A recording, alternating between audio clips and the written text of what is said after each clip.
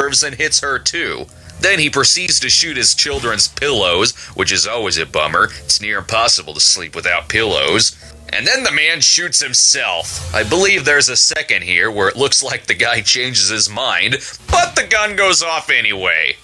I don't know what that scene had to do with anything. Yes, this movie is about a zombie who returns to kill off the campers one by one, but this is not the guy from the flashback. I don't know who this fucking guy is, or who this zombie is supposed to be. I can buy that a random zombie just rose to kill off these kids and their damn rap music, but why this flashback with characters who have nothing to do with the movie? And the main characters don't even attempt to investigate the zombie. They just stand around hurling insults at each other. I always got to fucking investigate. Fuck that. What are you supposed to be, fucking Inspector Gadget? Yeah, that's right. He's Inspector Gadget. Except if he were Inspector Gadget, you'd be the one solving everything. Once the zombie shows up, most of the movie is just characters frantically running around, yelling at each other, and spouting off more 90s lines. Oh, okay? Nikki, help me! For what? Come on! I'm falling down and I can't get up! I've fallen and I can't get up? You're bringing that classic back? Oh, don't stop there. I'm sure you got more topical greats to bring out. Well, the goddamn thing that was for me or for him. Shit. Homie, don't play that goddamn shit. Oh, of course there's a Homie the Clown reference. Well, to put it in words that Homie would approve of, dignity is the opposite of acting in this movie.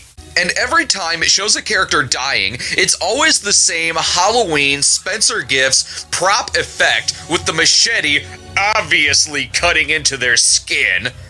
And if they can't use that effect, then the movie just doesn't show what happens to the character. What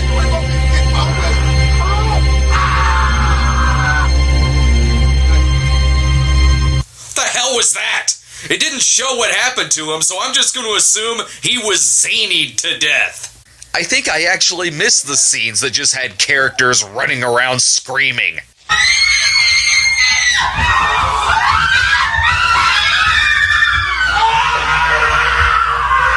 Either they're running from the killer, or I'm missing the second invasion of Molossia.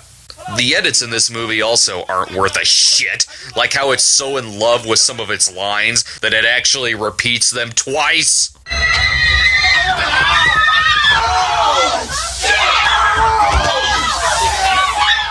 Yes, a movie that is full of such shit that it had to say the word twice.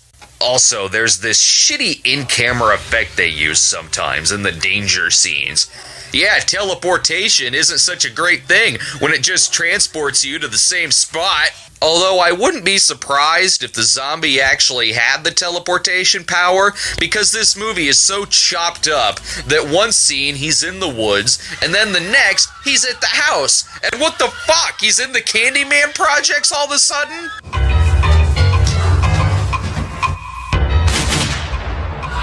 Oh, now where did he get that? You're breaking the fucking rules, movie.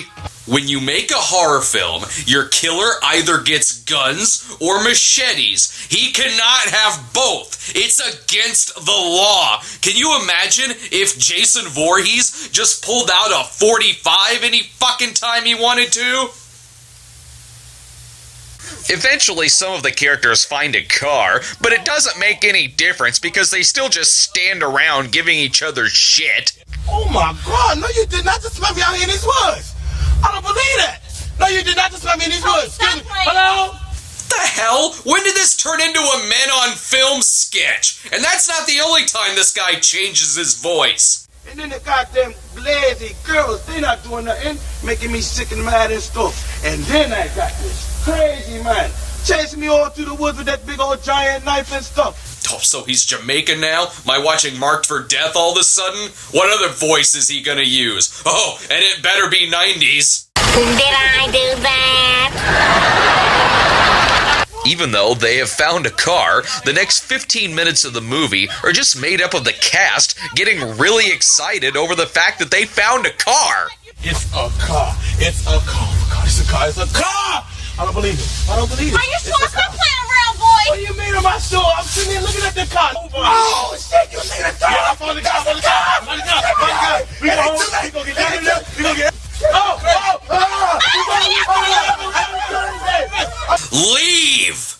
And of course they don't leave, because that would make for an ending that actually makes sense. Instead, we have this exchange where the zombie tosses a character what looks to be a fortune cookie, or something that might explain what the hell he is. But before we can find that out, he's shot and then stabbed with a pitchfork and killed. Or so I assume. There's a POV shot from the zombie when another zombie shows up to gaze into the camera, and then we see the cast finally leaving, and the original zombie from before returns to leave us with this final shot. That's the end. Okay, well, it is obvious that a lot of cuts were made to this movie. Scenes often end with a fade in right in the middle of some action or a conversation, and then it'll pick up in what looks to be the second half of a scene that was to take place much later in the movie. Oh, don't get me wrong, I'm glad they cut as much of this piece of shit out as they did, but the fact that it's confusing would have been one less thing for me to bitch about. This is the only directorial film from writer-director-star Michael Mafume? Whatever. This guy would have a last name that starts with the letters MF.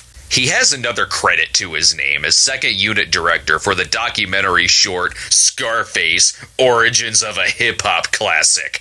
Yes, leave it to the director of Axum to tell us about how rap music can ruin a movie that doesn't even have rap music in it. Well, no matter what second unit work this guy does, at least he can rest easily knowing he made the worst Chester Novel Turner movie ever. As for it being the worst movie ever, is it?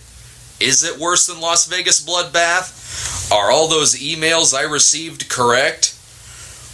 Well, I'm not gonna say, because if I did, who knows what the fuck would come my way in a couple of weeks. And right now, I am not in the mood to endorse something that's worse than fucking Axum. Oh, shit!